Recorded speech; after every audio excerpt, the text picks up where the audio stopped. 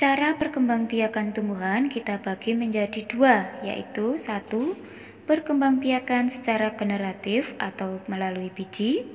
Dua, perkembangbiakan secara vegetatif. Sedangkan perkembangbiakan secara vegetatif kita bagi menjadi dua, yaitu vegetatif alami dan vegetatif buatan.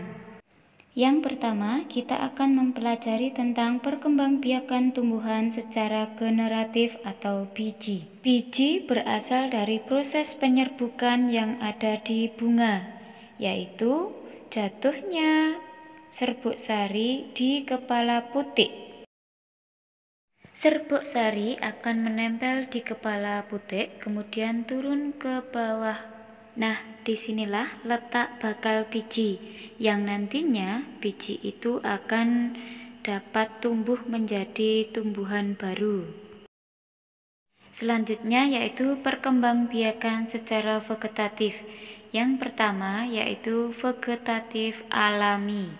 Yang dimaksud dengan perkembangbiakan secara vegetatif alami yaitu perkembangbiakan tumbuhan tanpa campur tangan manusia atau makhluk hidup lainnya. Yang termasuk vegetatif alami yaitu satu, umbi lapis. Contoh tanamannya yaitu bawang putih, bawang merah, bawang bombay, bunga bakung atau bunga amarilis, bunga Desember, bunga lili hujan, dan masih banyak lagi yang lainnya yang memiliki umbi lapis. Yang kedua yaitu umbi batang. Contoh macam-macam umbi batang antara lain: yang pertama tanaman kentang, yang ketiga ketela rambat atau ubi jalar, yang keempat yaitu tanaman talas, yang kelima yaitu tanaman gadung, yang keenam yaitu tanaman gembili atau bili. Selanjutnya yang ketiga yaitu perkembangbiakan vegetatif alami secara geragih atau stolon. Ciri-ciri geragih atau stolon biasanya akarnya meloncat, kemudian tumbuh tanaman baru, kemudian akarnya meloncat lagi, tumbuh tanaman baru, dan seterusnya, seperti pada gambar. Contoh tanaman geragih atau stolon: 1. Tanaman semanggi. 2. Tanaman pegagan. 3. Tanaman stroberi. 4. Tanaman arbai. Dan masih banyak contoh lainnya. Yang jelas ciri-cirinya akarnya meloncat, kemudian tumbuh tanaman baru, meloncat lagi, tumbuh tanaman baru. Yang keempat yaitu rizoma atau akar tinggal. Contoh tanamannya antara lain tanaman jahe, tanaman kunyit, ada tanaman lengkuas atau laos, ada tanaman kencur, ada tanaman alang-alang, ada tanaman serai, ada tanaman gingseng, dan masih banyak lagi tanaman yang memiliki akar tinggal. Selanjutnya, perkembangbiakan vegetatif alami dengan spora.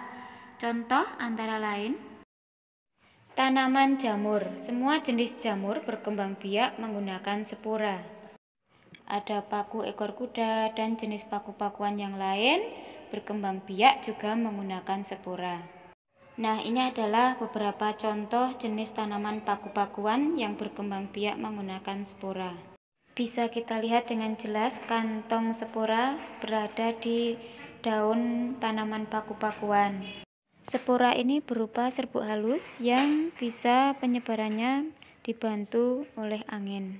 Selanjutnya, tanaman yang berkembang biak menggunakan spora yaitu tanaman suplir. Selanjutnya yaitu vegetatif alami dengan cara membelah diri, antara lain ganggang hijau. 1, kemudian membelah menjadi 2 yang sama persis, dan seterusnya. Yang ketujuh yaitu tunas. Contohnya pohon bambu, pohon pisang, pohon tebu, tanaman nanas, dan masih banyak lagi yang menggunakan tunas. Selanjutnya, vegetatif alami menggunakan umbi akar, antara lain ada wortel, ada lobak, ada singkong, ada bengkoang, ada bunga dahlia, dan lain-lain. Selanjutnya, vegetatif alami yang ke-9 yaitu tunas adventif atau tunas liar. Antara lain, tunas adventif daun. Contohnya, sosor bebek dan wijaya kusuma. Adventif akar, contohnya sukun dan cemara. Selanjutnya, vegetatif buatan yaitu perkembangbiakan yang dibantu oleh manusia. Yang pertama adalah mencangkok. Yang kedua, okulasi atau menempel. Yang ketiga yaitu menyambung atau mengeteng. Yang keempat dengan cara merunduk.